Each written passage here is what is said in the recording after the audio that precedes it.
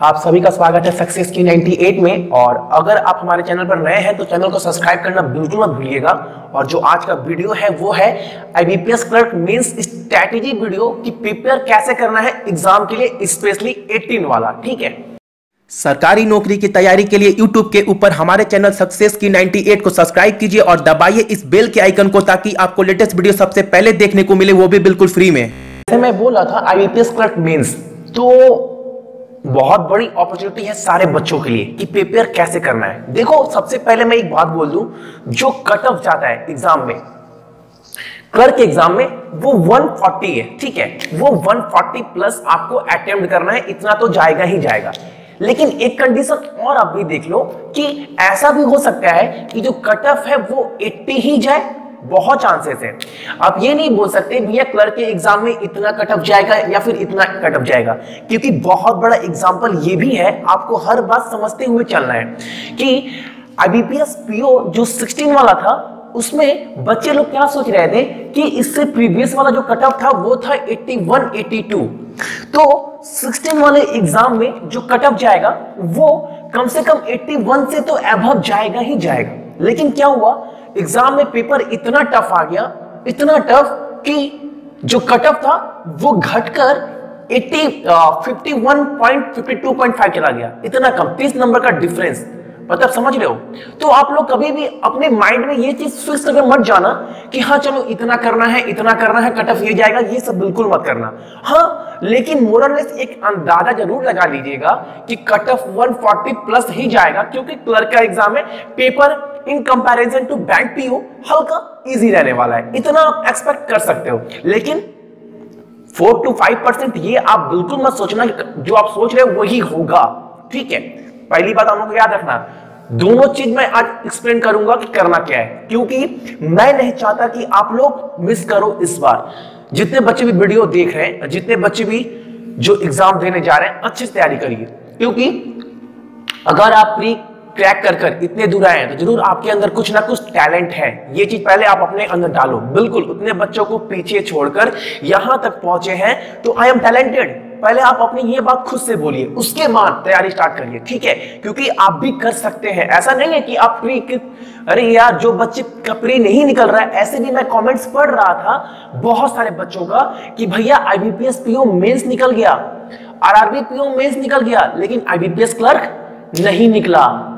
Pre का exam मतलब उसका मेंस दोनों निकल गया लेकिन प्री नहीं निकला। कमेंट्स था, वो बच्चा खुद कमेंट्स करेगा या मैं कमेंट्स आपको पेस्ट कर दूंगा ये चीज। ठीक है, दिखा दूंगा।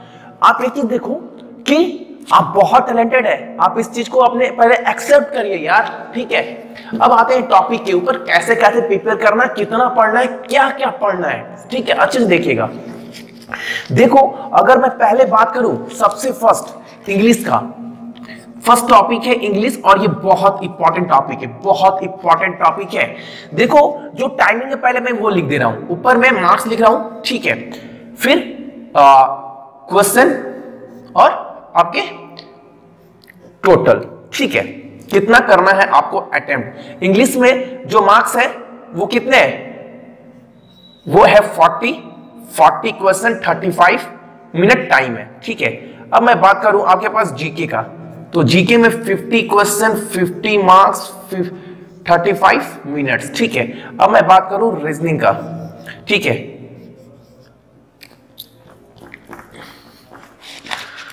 अब रीजनिंग में जो है वो है 60 marks, 50 question, 45 minute.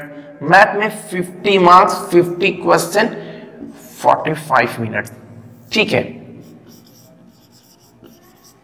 Total number of जो मार्क्स है या फिर टोटल नंबर ऑफ जो क्वेश्चन है वो है 190, और ये 50 मतलब 200 टोटल नंबर ऑफ क्वेश्चन है, और टोटल नंबर ऑफ क्या है, क्वेश्चन 190 और मार्क्स 200, और जो टाइम है वो है 160 मिनट।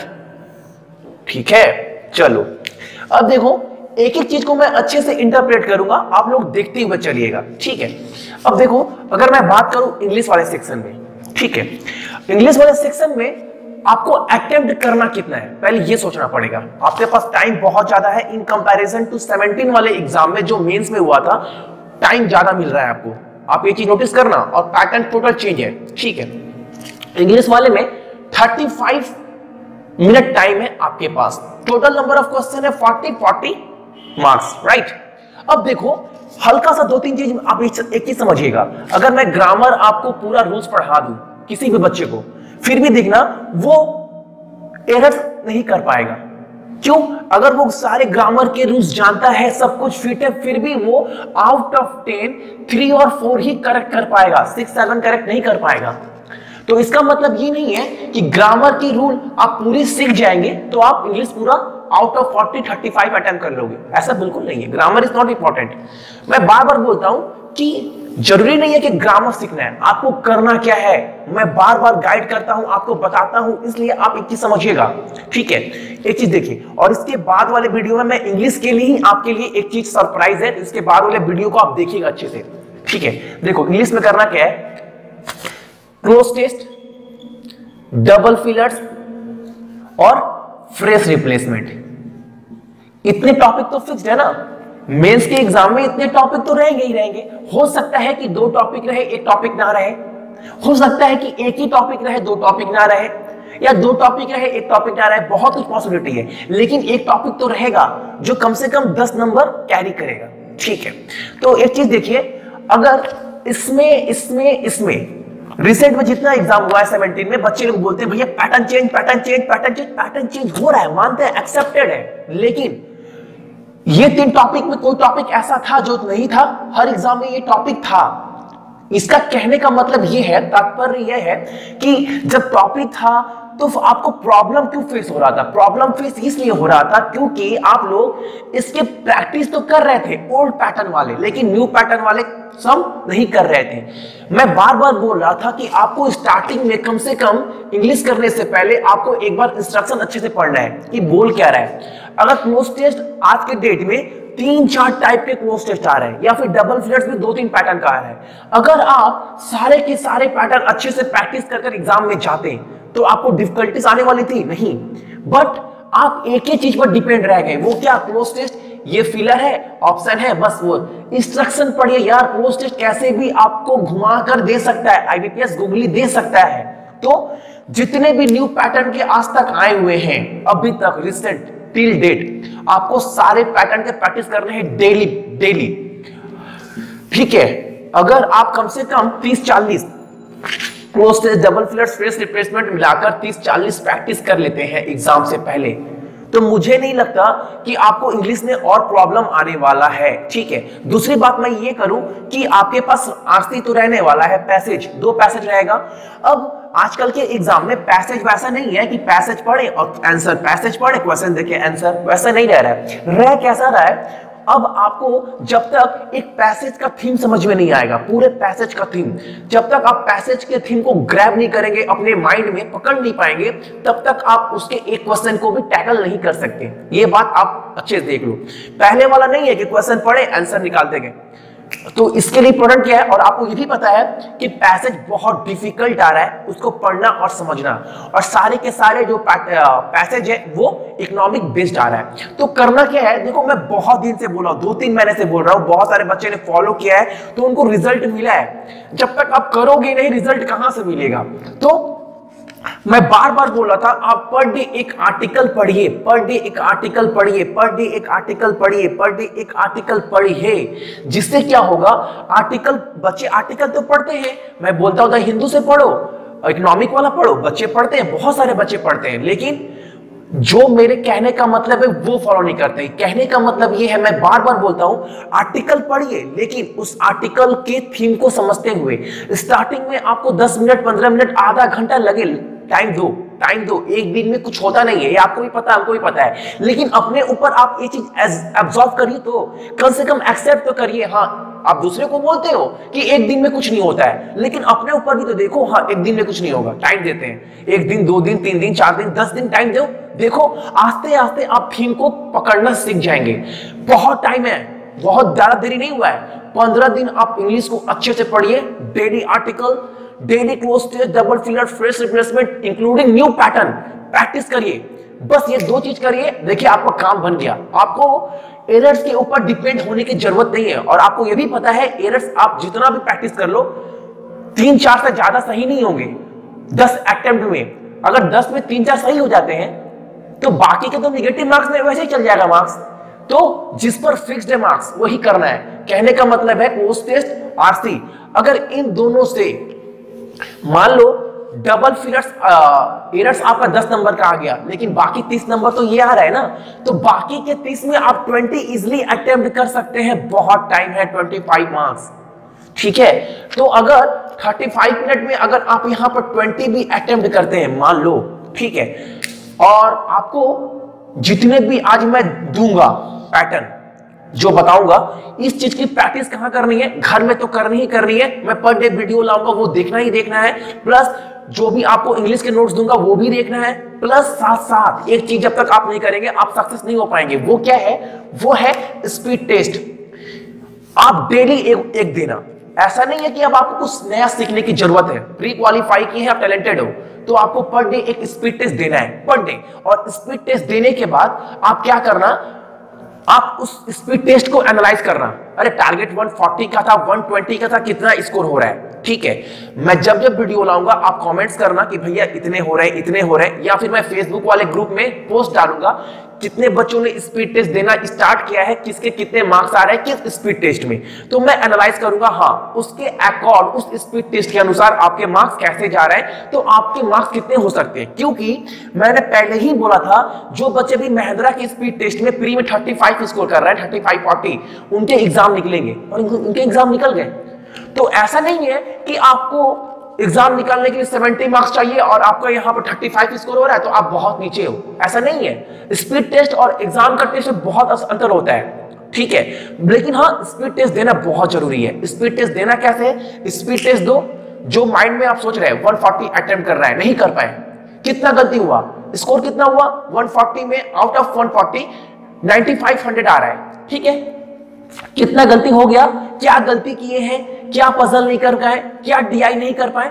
एग्जाम देने के बाद आप संग संग एनालाइज कर रहे हो एक बार, इससे क्या होगा, आप एक बार जो चीज छोड़ रहे हैं, जो चीज गलती हो रहा है, उसका ओवरऑल व्यू भी मिल गया और उसकी प्रैक्टिस भी हो गई, जिससे आप आगे स्पीड टेस्ट दो तो वो गलती ना हो। 1 2 3 4 5 6 7 8 15 मौके हैं आपके पास, तो 15 मौकों को अच्छे से यूटिलाइज करना है, जिससे एग्जाम आते आते आप एक परफेक्ट बन पाओ, ठीक है।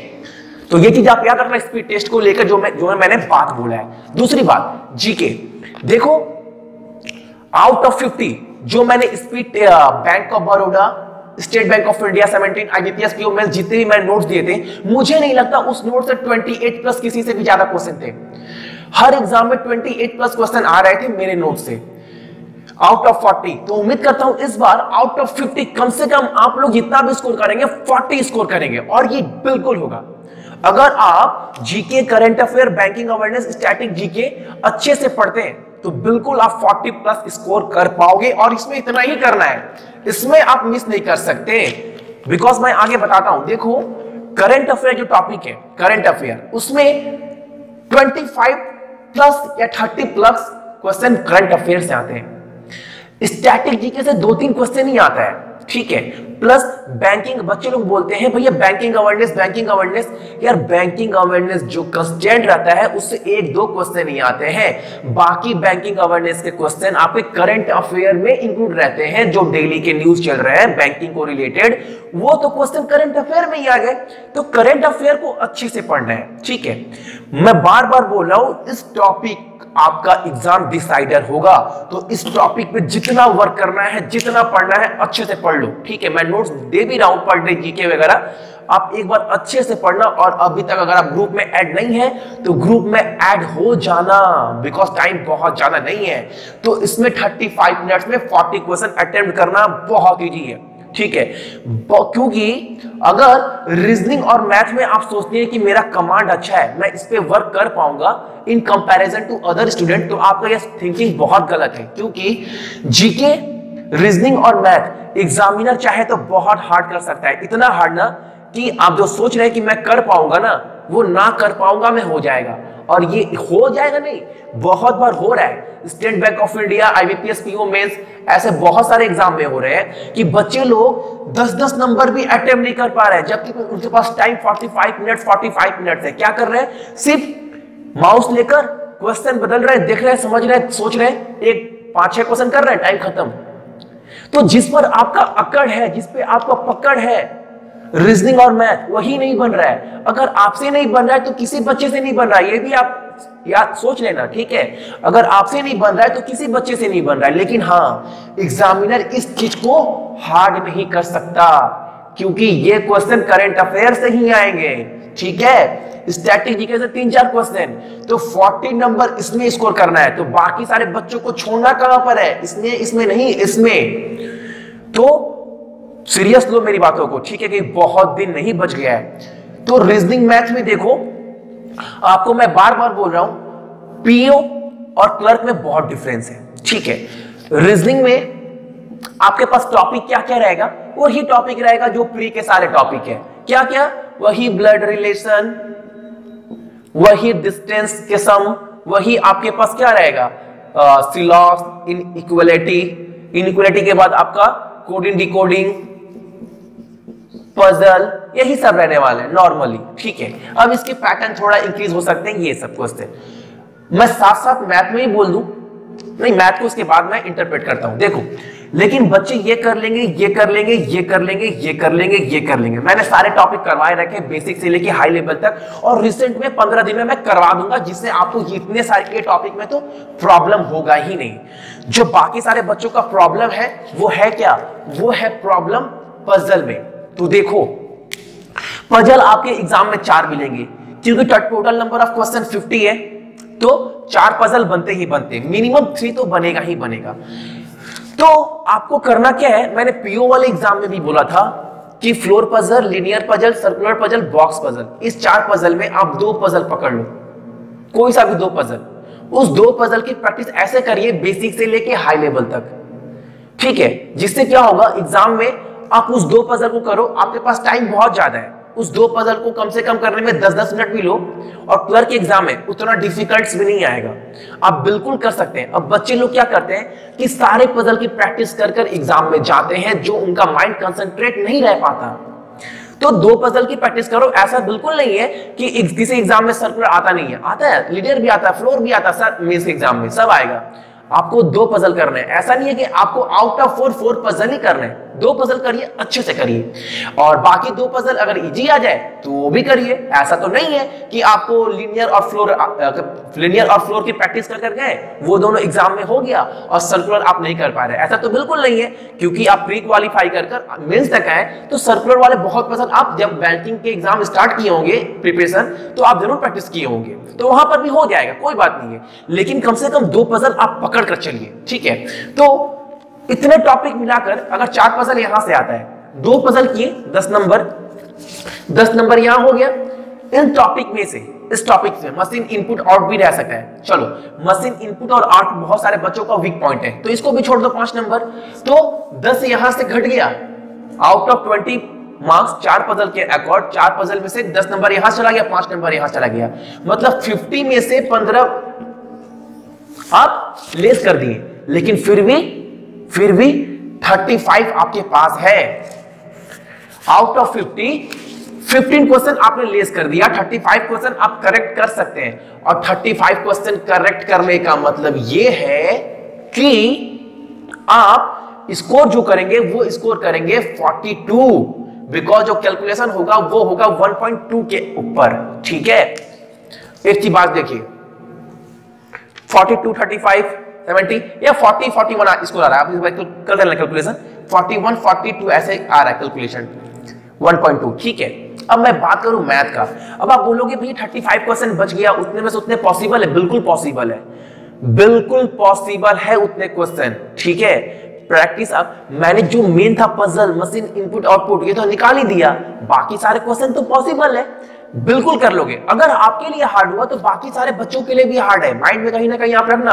आपको निगेटिव मार्किंग कर एग्जाम में नहीं आ रही है, आपसे नहीं बन रहा है, कोई बात नहीं, अपना बेस्ट देकर आना, ठीक है। अब मैं बात करूं मैथ का, देखो मैथ में जो मेन टॉपिक है वो है अर्थमेटिक, ये कम से कम 50+ क्वेश्चन तो रहेंगे ही रहेंगे। बाकी क्वाड्रेटिक इक्वेशन, बीआई, उसके बाद से सिंप्लीफिकेशन, अप्रोक्सीमेशन बोल सकते हो उसको आप, रॉन्ग नंबर सीरीज, ये सब बोल सकते हैं, ठीक है। लेकिन अर्थमेटिक के जो 15 क्वेश्चन है ये बहुत इंपॉर्टेंट रोल प्ले करने वाला है।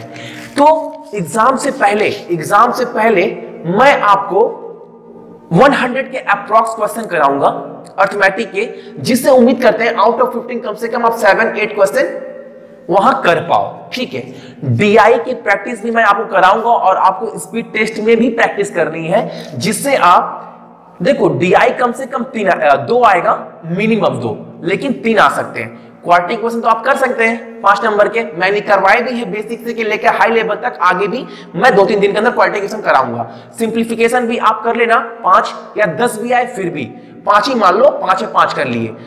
रॉन्ग नंबर सीरीज भी आपके पास है 5 में 5, लेकिन रॉन्ग नंबर सीरीज टैकल करना एग्जाम में बहुत मुश्किल है, तो आउट ऑफ 5 आप 4 कम से कम जरूर कर पाएंगे, ठीक है। तो यहां पर अगर 3 डीआई में से 15 डीआई में से आपको 10 क्वेश्चन करने हैं। अब मैंने आपको बताया भी था कि डीआई करते कैसे हैं एग्जाम में। अक्सर बच्चे क्या करते हैं, एक सेट में 5 क्वेश्चन के वो सोचते हैं कि 5 के 5 क्वेश्चन कर पाओ, लेकिन जनरली वो होता नहीं है, क्योंकि out of 5 3-4 question he doable होता है। 1-2 क्वेश्चन इतना टिपिकल, इतना कैलकुलेटिव होगा ना, आप चाह कर भी बना नहीं पाओगे, तो उस क्वेश्चन को छोड़ देना है। आपके माइंड में ये रखना है कि 3 डीआई है, 15 क्वेश्चन है, 15 क्वेश्चन में मुझे 10 क्वेश्चन फटाफट निकालना है, चूज करना है। जरूरी नहीं कि एक 5 सेट में 5 क्वेश्चन है, 5 ही सेट के 5 क्वेश्चन करना है पहले, तो फिर तो टाइम लगेगा, क्योंकि एग्जामिनर को पता है बच्चे लोग ऐसे ही बेवकूफ बनेंगे। तो आपको अगर 3 डीआई दिया गया है 15 नंबर का, तो आउट ऑफ 15 आपको 10 नंबर क्या करना है, वहां से स्कोर करना है, 3-3 4-4 करके 10 नंबर। अगर 10 डीआई भी कर लिए 15 में से तो होगा। और ये बैंक पीओ का एग्जाम नहीं है, क्लर्क का एग्जाम है, तो ये डूएबल है, ठीक है। तो 10 5 15 5 20 4 19 कितने मार्क्स हुए अभी तक आपके पास? 5 का ये आएगा, 15 मान लो, ये 15 5 20 5 25 5 30 30 और 15 45। अब मान लो कि सिंप्लीफिकेशन आपके पास 10 भी रह सकता है, तो आउट ऑफ 10 कम से कम आप 8 मानकर चलो कि 8 कर लेंगे, क्योंकि सिंप्लीफिकेशन अप्रोक्सीमेशन में ही आप नंबर नहीं उठा पाओगे, तो कहां उठाएंगे? तो 8 और 5 58 10 18 प्लस 5 23 23 प्लस 4 27 27 प्लस 7 34, ठीक है। 35 मान सकते हो, क्योंकि बच्चे लोग 35 स्कोर कर रहे हैं, ठीक है। और ये बहुत बड़ा डाटा नहीं है, हर बच्चे, आप लोगों की एबिलिटी है, मैं बार बार बोल रहा हूं, आपकी एबिलिटी है 35 स्कोर करने का, ठीक है। लेकिन अब मैं आपको बीच बीच में गाइड करता भी रहूंगा जिन बच्चों का मेंस का एग्जाम है, और मैं पर डे वीडियो लेकर आता भी रहूंगा। अच्छा, कितने क्वेश्चन हुए टोटल देख लो, 40 40 80 90 100 137 मार्क्स हो गए। और इस 137 मार्क्स का मतलब ये होता है कि आप बहुत आगे हो। ये 137 की अगर प्रैक्टिस करते हैं पर स्पीड टेस्ट में, 1 स्पीड टेस्ट में, 2 स्पीड टेस्ट में, 3 स्पीड टेस्ट में, अगर आपका 90 95 100 उठता है और इसकी प्रैक्टिस करके चलते हैं, तो वो एग्जाम में 145 का बूस्टअप करेगा। लेकिन हाँ, याद रहे 2 चीज आपके बस में होना चाहिए, इसकी प्रैक्टिस अच्छे से करनी है, एक ये और एक ये, क्योंकि अभी देखा गया है जितने भी रिसेंट एग्जाम में है, ये 2 चीज डिसाइडर है, तो इसकी प्रैक्टिस आपको बिल्कुल अच्छे से करनी है, ठीक है। अब जो बच्चे भी मेंस के एग्जाम दे रहे हैं, प्लीज आप स्ट्रेटेजी वीडियो दे रही शेयर कीजिए सारे बच्चों से कि आप लोगों को तैयारी कैसे करना है, किस पर वर्क करना है, स्पीड टेस्ट पे वर्क करना है, क्या टॉपिक को माइंड में लेकर नहीं आना है, किस पर ज्यादा माइंड पर है, कहां से पढ़े, स्पीड टेस्ट, जीके डिसाइडर है, मैं बार बार बोल रहा हूं। पजल में कैसे करना है, पजल में कितने क्वेश्चन करने हैं, डीआई को कैसे करना है एग्जाम में, इंग्लिश में कहां वर्क करना है, ये सब चीज अपने अंदर एब्जॉर्ब करिए कि हाँ इस बार एग्जाम में ये सब करना है, तो अच्छे से करूंगा, क्योंकि 80 में बहुत सारे एग्जाम होने वाले, भूल जाओ, अच्छा मौका मिला है, प्री क्लियर किए हो आप लोग, तो इस बार ही एग्जाम क्रैक करना है किसी भी कीमत पर। और बाकी सारे बच्चे अगर प्री निकालकर मेंस तक पहुंचे हैं, तो आपकी भी एबिलिटी उतनी ही है जितनी बाकी सारे बच्चों की एबिलिटी है, ठीक है। सो आज के लिए आप सभी को थैंक यू, और अगर आप हमारे चैनल पर नए हैं तो चैनल को सब्सक्राइब करना बिल्कुल मत भूलिएगा, ठीक है।